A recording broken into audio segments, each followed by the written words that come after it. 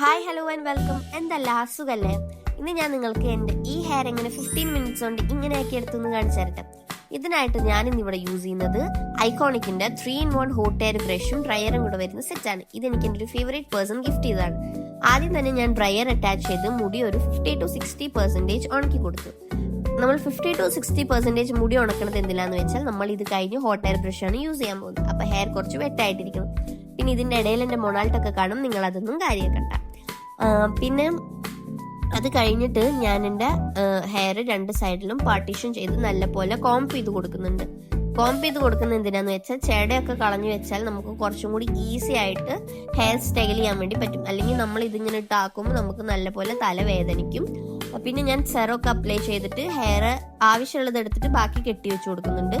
എന്നിട്ട് ഞാൻ hot air brush connect ചെയ്തിട്ട് അത് നല്ലപോലെ റൂട്ടിൽ നിന്ന് താഴെ വരെ കോംപ് ചെയ്യുന്നുണ്ട്. ഹോൾഡ് ചെയ്ത് പിടിച്ചിട്ട് വേണം നമ്മളൊന്ന് കോംപ് ചെയ്യാൻ. പതുക്കെ പതുക്കെ പതുക്കെ വേണം ചെയ്യാൻ. അപ്പൊ നമ്മുടെ ഹെയർ നല്ല ഹീറ്റൊക്കെ കിട്ടിയിട്ട് നല്ല പോലെ ആയിട്ട് വരും കേട്ടോ.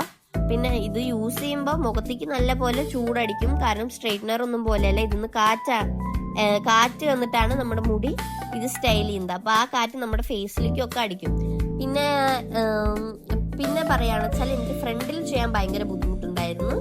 എനിക്ക് അതിന്റെ ഒരു ടെക്നിക്ക് എങ്ങനെയാണെന്ന് അറിയണ്ടായിരുന്നില്ല. പിന്നെ ഞാൻ മുകളിലേക്ക് കോംപ് ചെയ്തെടുത്തപ്പോൾ എനിക്ക് നല്ലപോലെ ഇഷ്ടമായി. അപ്പോൾ എൻ്റെ ലുക്ക് ഇങ്ങനെയാണ് ഉള്ളത്. നിങ്ങൾക്ക് ഇഷ്ടമായോ?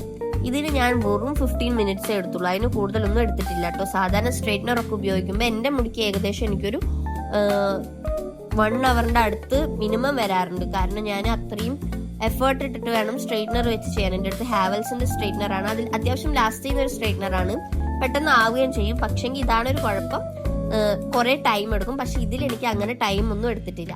അപ്പൊ ഇതിന്റെ ഫുൾ വീഡിയോ വേണ്ടവർ എന്തായാലും എനിക്ക് കമന്റ് ചെയ്യുക. അപ്പൊ താച്ച ബൈ ഉമ്മ.